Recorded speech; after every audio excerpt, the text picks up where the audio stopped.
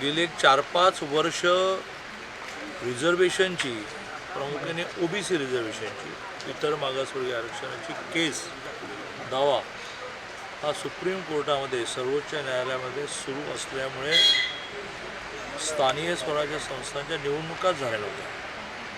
नगरपालिका नाही, महानगरपालिका नाही, पंचायत समिती नाही, जिल्हा परिषद नाही. फायनली अनेक वेळेला तारखा पडल्यानंतर 4-4, 5-5 वर्ष लोकनियुक्त प्रशासन नसल्यामुळे न्यायालयाने निर्णय दिला की ह्या केसचा निकाल लागेल तो लागेल, तोपर्यंत तुम्ही निवडणुका घ्यायला सुरुवात करा आणि आमच्या फायनल निर्णयाच्या अधीन राहून करा. निर्णय असा आला किंवा हे अबाव 50 आरक्षण आम्हाला मान्य नाही असं न्यायालयाने म्हटलं तर झालेल्या निवडणुकासुद्धा कॅन्सल होत्या.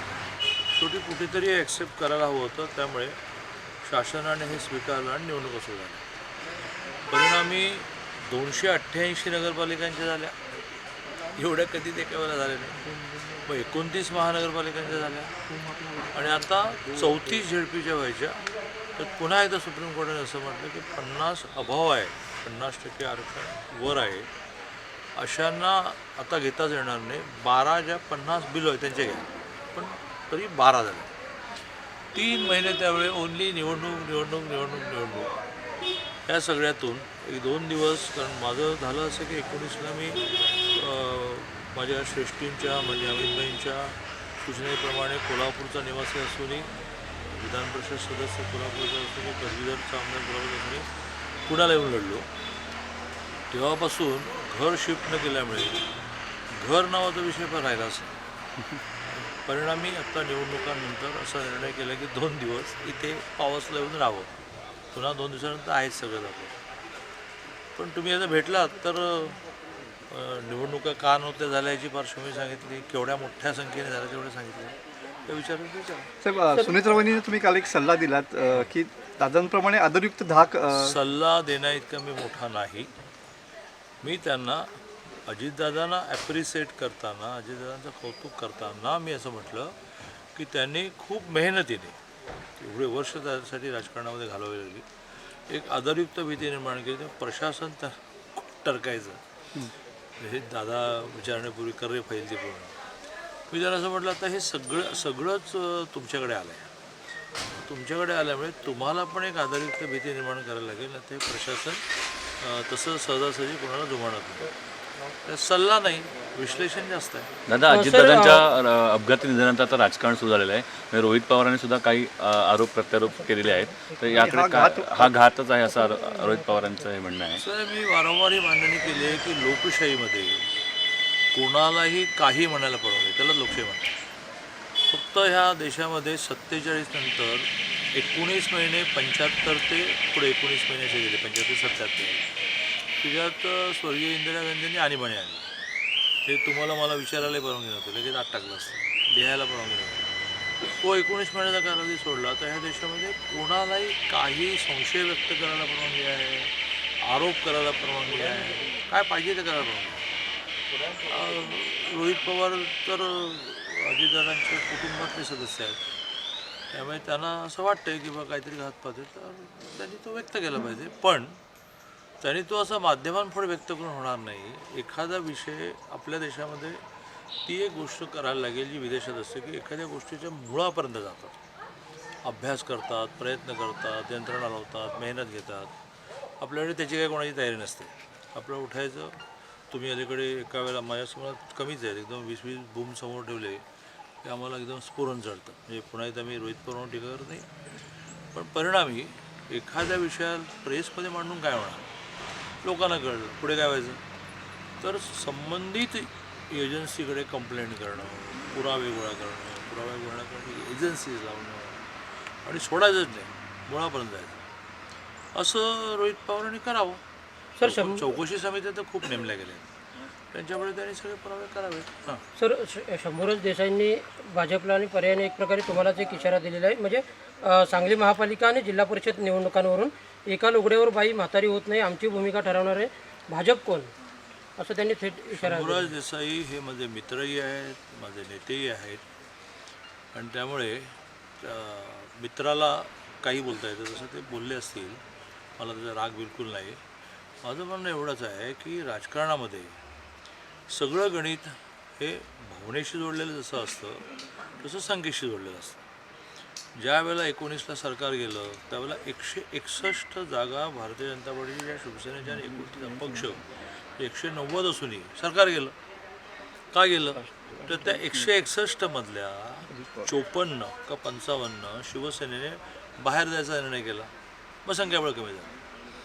मग आम्ही त्यांना कोसायचं का, त्यांना दोष द्यायचा का? त्यांनी त्यांचा निर्णय केला. पुन्हा एकदा त्या 54 मधले 40 जण तुम्ही बाहेर पडलात. मग इकडे 112चे 40 जोडल्यामुळे 162 झाले, 152 झाले. मग अजितदादांचे 40 जॉईन झाले. हे सगळं मग असं म्हणूया का की बा तुम्ही त्यावेळेला भावनेचा विचार का नाही केला. राजकारणामध्ये जी लोकशाही आपण स्वीकारली तर याचा एक जास्त त्याचं सरकार. आता ते कसंही करून करावं का बहुमत हा परिस्थितीनुसार प्रसंगानुसार त्याचं वेगळं उत्तर असतं. तसं सांगली महानगरपालिकेमध्ये आधीच्या टर्ममध्ये सत्ता बी जे पीची होती. बी जे पीचे 1 नाही 2 नाही 3 नाही 43 जण होते. शिवसेनेचा एकही नव्हता. मला म्हणणं नाही काळाच्या वगैरे शिवसेनेची ताकद वाढली म्हणून तर आम्ही युती करायला तयार झालो. पण युती करत असताना 8 जागा आम्ही दिल्या. त्यात प्रत्येक वेळेला शिवसेनेचा कोणतरी एक वेगळा नेता एक वेगळी यादी घेऊन यायचा.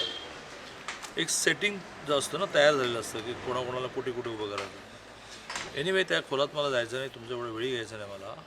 तर त्यामुळे काही ती युती झाली नाही. मग ती युती झाली नाही तर त्यांनी एकदम 40-42 ठिकाणी उमेदवार उभे केले. त्यातून बी जे पीचे अनेक उमेदवार पडले. नाहीतर बी जे पीची 39-39 ती आली नसती. चांगले मागच्या वेळेसारखं 43, 45, 50 माझं तर म्हणणं होतं 55 झाले असते. चला उभे राहिल्यात. तुमच्या मतं खाण्यामुळे तुम्ही मतं घेण्यामुळे बी जे पीचे उमेदवार पडले. 2 तुमचे आले. आता हे तुमचं आणि आमचं म्हणणंही मनाला त्रास देणार आहे. आपण माहिती म्हणून एकत्र पण 2 आले. मग त्या 2ला घेऊन इक्वल झाल्यामुळे आपण सरकार बनवायचं ठरवलं का तर 41 झाले असते. मग उपमहापौर तुम्हाला देणारच होतो. तेवढ्यात अजितदादांकडून निरोप आला. म्हणजे अजितदादा जाण्याच्या आदल्या दिवशी हे बोलणं झालं की बा मी माझे 16 देतो. आता आम्ही ते 16 घ्यायचे का तुमचे 2 घ्यायचे. तर आम्ही त्या 16ला हो म्हटलं आणि 16 असल्यामुळे त्यांना उपमहापौर दिलं. तुम्हाला देता आलं नाही. पण त्या 2 जणांना ते दोघेही बी जे पीचे डायरेक्ट ॲक्टिव्हिस्ट पदाधिकारी. बावडेकर ते 4 वेळा बी जे पीच्या तिकिटावर नगरसेवक झालेले आहेत. वनखंडे तर आमच्या अनुसूचित जाती मोर्चाचे अध्यक्ष. तरी शिवसेनेत गेले, शिवसेना चिन्हावर आले तर तुमचे नगरसेवक झाले. ते आमचे कार्यकर्ते. त्या दोघांना पण असं म्हटलं की बा आता सगळं सेटिंग पूर्ण झालं. 39 ते 16 55 झाल्यामुळे 2ला काय द्यायचं हे आपण ठरवू. आणि लोकल लेवलला हा संवाद चांगला झाला आहे. आता यावर शंभूराज देसाईंना असं वाटतं की आम्ही फसवलं. आता असं फसवलं तर मग प्रत्येकच पार्टीचा 10 वर्षाचा 5 वर्षाचा इतिहास लिहिलेला तर कोणीतरी कोणाला तरी फसवलेलं आहेच ना. पण ती पुन्हा एकदा त्याच्यावर टीका करत नाही. कारण हे वारंवार म्हणणं असतं शिवसेनेचं की आम्ही बाहेर पडलो म्हणून तुम्ही मंत्री झाला. तर तुम्ही असं म्हणता आम्हाला वेगळंही म्हणता येईल पण आम्ही ते म्हणणार नाही. पण असं संख्येचं गणित हे तुम्ही वेळोवेळी जमवत राहिलंच ना. आणि त्यामुळे काही सांगलीमध्ये सहभागी करून घेत नाही असं नाही आहे. फक्त संख्या एकदम 39 अधिक 16 55 झाल्यामुळे उपमहापौर देण्याची आणखी काही देऊ. साहेब राष्ट्रवादीचं विलिनीकरण झाल्यानंतर दोन्ही राष्ट्रवादीचं विलिनीकरण झाल्यानंतर अजित पवारांकडे सूत्र जाणार होती असं शरद पवार गटाचे प्रदेशाध्यक्ष शशिकांत शिंदेचं म्हणत आहेत. असं आहे की मी एका आई वडील दोघेही गिरणी कामगार होते अशा कुटुंबातला मुलगा असल्यामुळे हे मोठमोठं राजकारण काही आपल्याला कळत नाही. आता काय झालेलं आहे की सगळे स्टोरेज आहेत. थोडीच कोणी अजितदादांना विचारायला जाणार आहे. माझं भाग्य असं की आदल्या दिवशी सांगली विषयामध्ये जो समझोता झाला तो त्यांनी ताबडतोब माझ्यासमोर त्यांच्या जिल्हाध्यक्षांना जगदाळेंना कळवलं. नाही तर माझी पण पंचायत झाली असते. जगदाळे म्हणायचं की काय कोण सांगणार की दादा असं म्हणाले होते. तर माझं सुदैव दोघांना फोन केला. ते माजी महापौर त्यांचा सूर्यवंशी त्याला फोन केला. त्यांचा गटनेता केबिनच्या बाहेरच बसलं होतं महिन्यातून मागून. असं शशिकांत शिंदे म्हणाल्यानंतर कोण त्याचं खरं खोटं करणार. तर माझ्यासारख्याने अशा विषयात जाऊच नाही. दोन राष्ट्रवादी एकत्र येणार होते की नाही, त्यांचे प्रमुख सुप्रियाताई असणार होती का अजितदादा असणार होते, अजितदादा सुप्रियाताईच्या अंडर काम करणार होते का सुप्रियाताई अजितदादाच्या अंडर काम करणार होते. सगळ्या आता अजितदादा नसल्यामुळे चर्चा आहेत आणि त्या चर्चांमध्ये माझ्यासारख्या सामान्य माणसाने पडू नये. सर, मनोज जरांगे यांच्या मुंबई आंदोलनानंतर लागू केलेल्या हैदराबाद गॅजेटनुसार केवळ 310 लोकांना कुणबी प्रमाणपत्र मिळालं. मग आंदोलन यशस्वी कसं झालं असा प्रश्न आता मराठा आंदोलकच विचारत आहेत. आंदोलन फसलं का अशी देखील चर्चा सुरू आहे. काही आंदोलन फसलं नाही.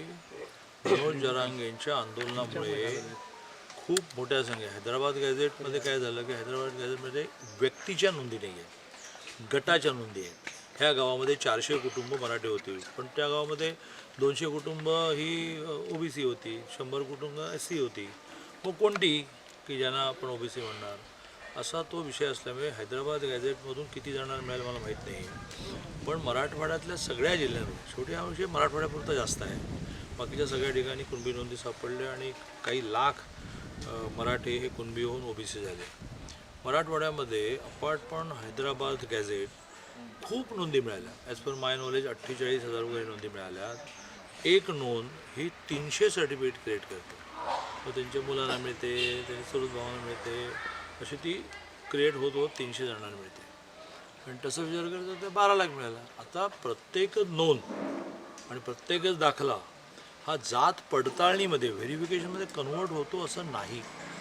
दाखला मिळाला, पडताळणीमध्ये लक्षात आलं की ह्या दाखल्यावर तुम्हाला ही कास्ट देता येणार नाही, तर तो दाखला तुमच्याकडे असूनही तुम्ही त्याच्यावर निवडणूक लढवता, तुम्ही त्याच्यावर नोकरी मिळवता, तुम्ही ॲडमिशन मिळता, ते सगळं कॅन्सल होतं. आणि मला असं वाटतं की थोडं सामाजिक चळवळींमधल्या सगळ्यांनी आता या सगळ्या कायदेशीर बाबींचा नीट अभ्यास केला पाहिजे. कारण सर्वसामान्य माणूस तुम्ही जे म्हणता त्याच्यावर विश्वास ठेवून मार्गक्रमण करत असतो.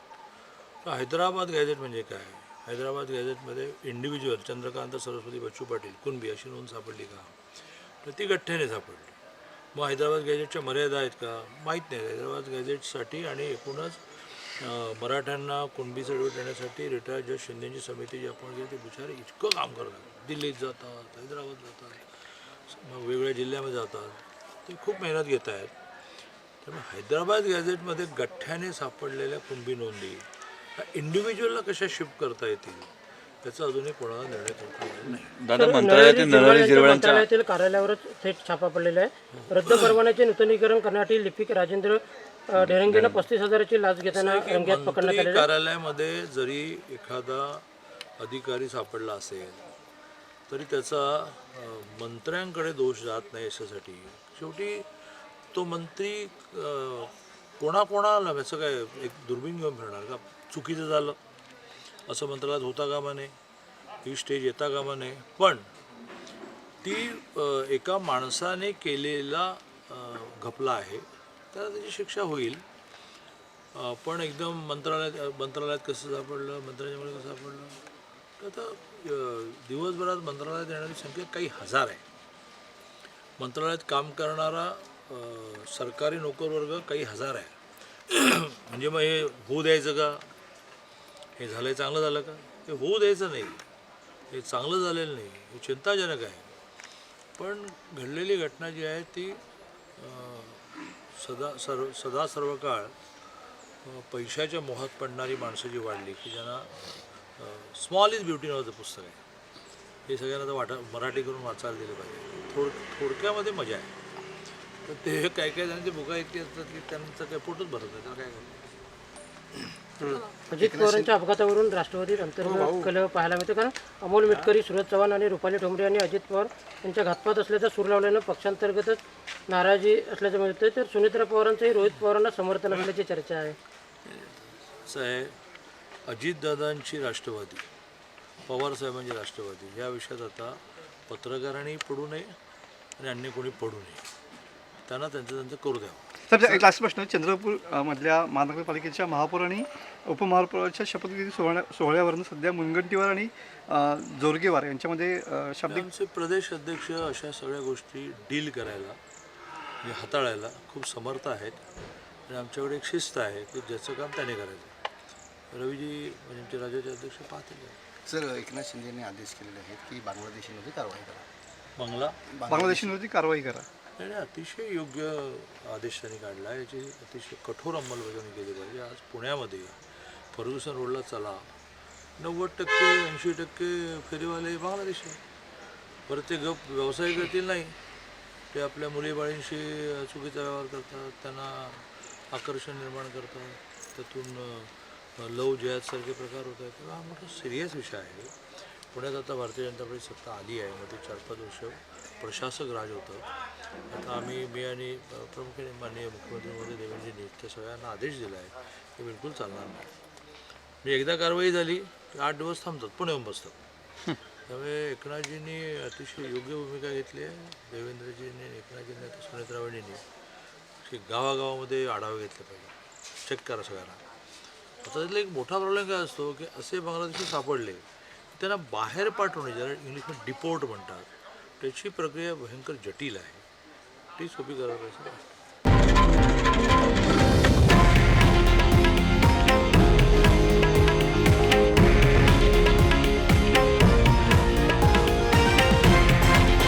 हे आहे देशातील नंबर 1 न्यूज नेटवर्क आणि आपण पाहत आहात TV9 मराठी, एकमेव.